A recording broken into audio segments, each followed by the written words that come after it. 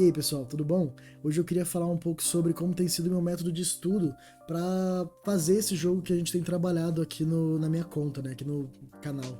Na minha época eu chamava disso. Tenho trabalhado bastante com anotações através desse caderninho aqui. Eu comecei aqui desenhando alguns esqueletinhos, porque na própria capa do livro aqui ele fala, né? Draw skeletons on this book. Então não pude deixar passar.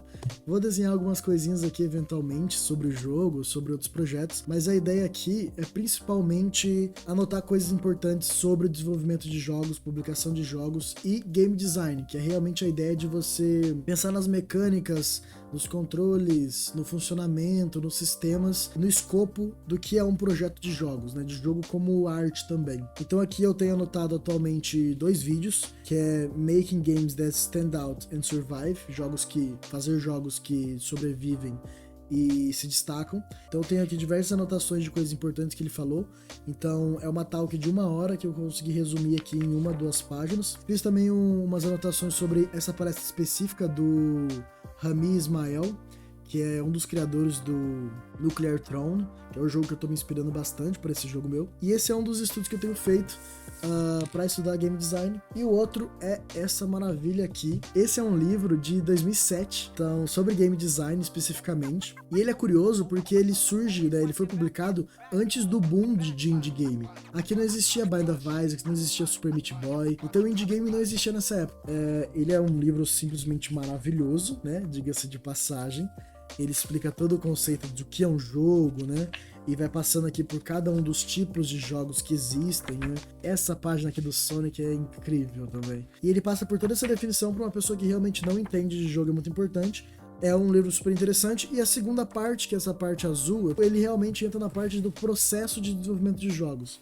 Ele vai passar falando sobre inspiração, sobre pesquisa e desenvolvimento. Claro que esse processo hoje em dia ele não é tão seguido mais, né, no mundo de jogos indies que a gente tem hoje em dia. Hoje em dia o pessoal fala muito sobre tem uma ideia, construa um protótipo hoje e mostra amanhã. Mas é interessante fazer esses estudos antes da época para ter também o entendimento dessa época do desenvolvimento de jogos, né? Esses estão sendo os meus dois estudos, anotando o máximo possível aqui nesse caderninho, porque dessa forma eu posso retomar para isso. Se eventualmente acontecer alguma coisa e não conseguir progredir com o desenvolvimento, parar um pouco, eu sempre posso retornar para isso aqui e isso vai estar guardado, resumos muito valiosos para mim, principalmente, para eu retomar esse conhecimento que eu vi antes. Então, se eu passar 1 ano estudando, o que eu estudei 1 ano atrás, eu não vou lembrar mais. Mas eu tenho aqui anotado um resumo para eu relembrar e reconectar com esse conhecimento de 1 ano atrás.